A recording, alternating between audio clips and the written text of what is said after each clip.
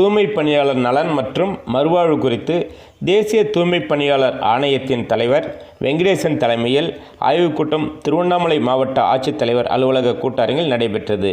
இந்த ஆலோசனைக் கூட்டத்தில் நகராட்சி, பேரூராட்சி, கிராம ஊராட்சிகள், அரசு மருத்துவக் கல்லூரி மற்றும் திருக்கோயில் ஆகிய இடங்களில் பணிபுரியும் தூய்மை பணியாளர்கள் மற்றும் உள்ளாட்சி அமைப்புகள், இதர துறைகளில் பணிபுரியும் தூய்மை பணியாளர்களிடம் காப்பீடு, PF, விடுப்புகள் போன்ற சலுகைகள் வழங்கப்படுகிறதா, மருத்துவ பரிசோதனைகள் செய்யப்பட்டதா, பாதுகாப்பு உபகரணங்கள் வழங்கப்படுதா, குறைந்தபட்ச கூலி சட்டம் நடைமுறைப்படுத்தப்படுகிறதா எனவும் ஆணையத்தின் தலைவர் வெங்கடேசன் கேட்டறிந்தார்.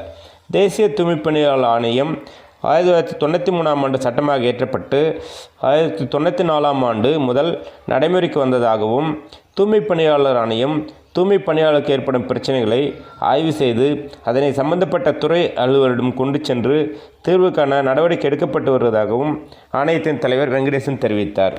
தூய்மை பணியாளருக்கான உரிமைகள் அனைத்தும் முறையாக அளிக்கப்பட வேண்டும் என அதிகாரிகளுக்கு அவர் அறிவுறுத்தினார். தூய்மை பணியாளர் நல வாரியத்தில் அனைத்து பணியாளரும் இணைக்கப்பட வேண்டும் என மாவட்ட நிர்வாகத்தை கேட்டுக்கொண்டார். கூட்டத்தோட தலைப்பு from manual to machine mode வச்சிருக்காங்க. இந்தியா முழுக்க பிரச்சனையை தீர்க்கிறது, PF விஷயத்தை தீர்க்கிறது, ESI பிரச்சனையை தீர்க்கிறது, அது மட்டும் இல்ல, அவங்களுடைய வாழ்க்கை தரத்தை நீங்க உயர்த்தணும். அதுக்கு தான் கமிஷன் இருக்கு.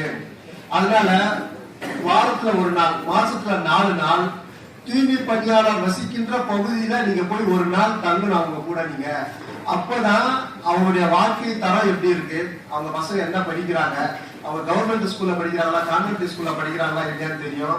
அவங்க வீட்டுக்காரங்க என்ன வேலை செய்யறாங்கன்னு தெரியும், என்ன உணவு சாப்பிடுறாங்கன்னு தெரியும், அவங்க 3 வேளை என்ன செய்யறாங்கன்னு தெரியும், அவங்க வீட்டுல கரண்ட் இருக்கா, தண்ணி வருதா இல்லையா, இதெல்லாம் எப்ப தெரியும் சொன்னா அவங்க வீட்டாண்ட போயிட்டு நீங்க தங்கினா மட்டும்தான் தெரியும். 3 மணி நேரத்துல நீங்க வெளி மீட்டிங் தெரியாதது. அதனால வாரத்துல ஒரு நாள் கண்டிப்பா தங்கியாகணும். இந்த ஆய்வுக் கூட்டத்தில் தாட்கோ மூலம் 13 நபர்களுக்கு தேசிய தூய்மை பணியாளர் நல வாரிய அடையாள அட்டைகளையும், கருணை அடிப்படையில் ஒரு நபருக்கு பணி நியமன ஆணையையும் ஆணையத்தின் தலைவர் வெங்கடேசன் வழங்கினார்.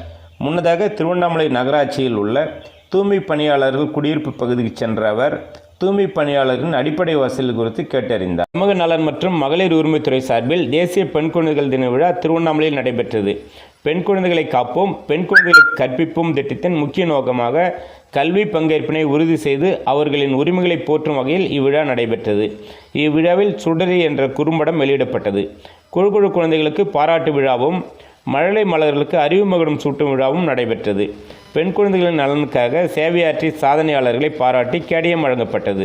பெண் குழந்தைகளின் சிலம்பம், மௌனமொழி நாடகத்தின் மூலம் பாடல்கள் பாடி விழிப்புணர்வு ஏற்படுத்தப்பட்டது.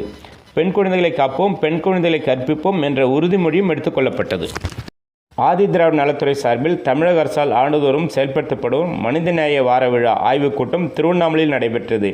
இவ்விழாவில் மாவட்ட ஆட்சித்தலைவர்களால் தீண்டாமை அறவே ஒழித்திட அறிவுறுத்தினார். மனிதநேய வார விழாவை சிறப்பாக கொண்டாடியும் ஆதி திராவிட நலத்துறையின் கட்டுப்பாட்டில் இயங்கும் விடுதிகள், பள்ளிகளில் துப்புரவு பணியின் மூலம் விடுதினை நன்கு பராமரித்து மாணவ மாணவிகளுக்கு உணவு வழங்கி கல்வி பணியினை சிறப்பாக மேற்கொள்ளவும், பள்ளி விடுதிகளின் உட்கட்டமைப்பு வசதிகளை மேற்கொள்ள மாவட்ட ஆட்சித்தலைவரின் கவனத்திற்கு கொண்டு வந்து நிதி ஒதுக்கீடு பெற்று உட்கட்டமைப்பு வசதிகளை மேம்படுத்திட ஆதி திராவிட நலப்பள்ளி விடுதி ஆசிரியர்கள், காப்பாளர்கள் பணியாற்ற வேண்டும் என்று மாவட்ட ஆட்சித்தலைவர் கேட்டுக்கொண்டார். தேசிய சாலை பாதுகாப்பு வார விழாவை முன்னிட்டு தலைக்கவசம் மற்றும் சீட் பெல்ட் வாகன விழிப்புணர்வு பேரணி திருவண்ணாமலையில் நடைபெற்றது. இப்பேரணியை மாவட்ட ஆட்சித்தலைவர் முருகேஷ், மாவட்ட காவல்துறை கண்காணிப்பாளர் கார்த்திகேயன் ஆகியோர் கொடியசைத்து துவக்கி வைத்து வாகன பேரணியில் பங்கேற்றனர். இப்பேரணி மாவட்ட ஆட்சித்தலைவர் அலுவலகத்தில் துவங்கி தென்றல் நகர், போலூர் சாலை வழியாக அண்ணா நுழைவாயிலை சென்றடைந்தது.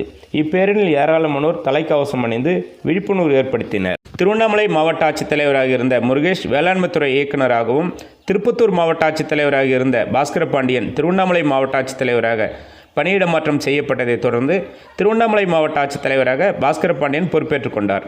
மாவட்ட ஆட்சித்தலைவராக பொறுப்பேற்றுக் கொண்ட பாஸ்கர பாண்டியனிடம் பொறுப்புகளை முருகேஷ் ஒப்படைத்தார். புதிய மாவட்ட ஆட்சித்தலைவராக பொறுப்பேற்றுக் கொண்ட பாஸ்கர பாண்டியனை மாவட்ட வருவாய் அலுவலர் பிரியதர்சினி உள்ளிட்ட அனைத்து துறை அரசு அலுவலர்கள் வரவேற்றனர். பொறுப்புகளை ஏற்றுக்கொண்ட பின்னர் பாஸ்கர பாண்டியன் செய்தியாளர்களிடம் பேசுகையில், அரசின் திட்டங்கள் கடைக்கோடி மக்களை சென்றடையும் வகையிலும், மாவட்டத்தில் உள்ள நலிவுற்ற மக்கள், பெண்கள், பழங்குடியின மக்களின் வளர்ச்சிக்காகவும் விவசாயிகளின் நலனுக்காகவும் மாவட்ட நிர்வாகம் செயல்படும் என்றார். பல்வேறு நலத்திட்டங்களை கடைக்கோடி மனிதர்களுக்கும் சென்று சேர்ப்பதுதான் மாவட்ட ஆட்சியுடைய முதல் நோக்கமாக இருக்கும். அந்த வகையில் கடைக்கோடி மனிதர்களுக்கு அரசியல் நலத்திட்டங்களை கொண்டு சேர்ப்பதில் மாவட்ட நிர்வாகம் தொடர்ந்து அயராது பாடுபடும் என்பதை தெரிவித்துக் கொள்கின்றேன். அது மட்டுமல்லாமல் குழந்தைகள், பெண்கள், நலிவுற்ற மக்கள், பழங்குடியின மக்கள் ஆகியோர்களின் நலன்களை தொடர்ந்து அக்கறை செலுத்தப்படும். ஊரக பகுதியாக இப்பகுதியில் விவசாயிகளுடைய நலனை தொடர்ந்து பாதுகாப்பதில் மாவட்ட நிர்வாகம் முன்னெடுத்து சீரிய நடவடிக்கைகளை மேற்கொள்ளும். அது மட்டுமின்றி கோயில் நகரமான இந்த மாவட்டத்தில் வருகின்ற பக்தர்களுக்கும் அது மட்டுமல்லாது பல்வேறு மாநிலங்களிலிருந்து பல்வேறு நாடுகளிலிருந்து வருகின்ற மக்களுக்கு போதிய வசதிகள் செய்து தரப்படும். அது மட்டுமின்றி மக்களுடைய துயர்களை துடைப்பதற்கு எந்நேரமும் இந்த கதவுகள் திறந்தே இருக்கும் என்பதை தெரிவித்துக் கொண்டு மாவட்ட நிர்வாகம் தொடர்ந்து செயல்படுவதில் உங்களை தேடி உங்கள் ஊரில் திட்டத்தின் மூலம் திருவண்ணாமலை மாவட்ட ஆட்சித்தலைவர் பாஸ்கர பாண்டியன் போலூர் வட்டத்திற்கு சென்று இரவு தங்கி ஆய்வு மேற்கொண்டார். கொம்மனந்தல் ஊராட்சியில் ஆய்வு மேற்கொண்ட அவர் சிறு கடைகளில் தடை செய்யப்பட்ட பிளாஸ்டிக் பைகளை பறிமுதல் செய்தார். தடை செய்யப்பட்ட பிளாஸ்டிக் பைகளை பயன்படுத்தும் வணிக நிறுவனங்கள் மற்றும் சிறு கடைகள் மீது கடும் நடவடிக்கை எடுக்கப்படும் என எச்சரித்தார். பொதுமக்களுக்கு பிளாஸ்டிக் பைகளுக்கு மாற்றாக மஞ்சள் பைகளை வழங்கி விழிப்புணர்வு ஏற்படுத்தினார்.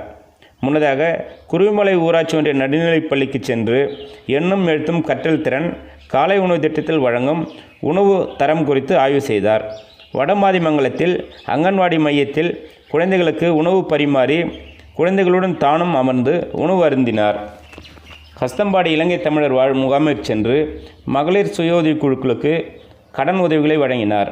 போலூரில் முதுகுத்தண்டு உடம் பாதித்து முருகன் வீட்டிற்கும் நீரிழிவு நோயால் பாதிக்கப்பட்டு மக்களை தேடி மருத்துவத்தில் சிகிச்சை பெற்று வரும் எல்லம்மாள் வீட்டிற்கும் சென்று பாஸ்கர பாண்டியன் மருத்துவ உதவிகள் குறித்து கேட்டறிந்தார். களம்பூர் அரசு ஆரம்ப சுகாதார நிலையத்திற்கு சென்று நோயாளியின் வருகை குறித்து ஆய்வு மேற்கொண்டு சித்த மருத்துவத்தின் பயன்கள் குறித்து நோயாளிகளுக்கு விழிப்புணர்வு ஏற்படுத்தினார். போலூர் வட்டாட்சியர் அலுவலகத்திலும் ஊராட்சி ஒன்றிய அலுவலகத்திலும் துறை சம்பந்தமான அலுவலர்களுடன் ஆய்வு மேற்கொண்டார்.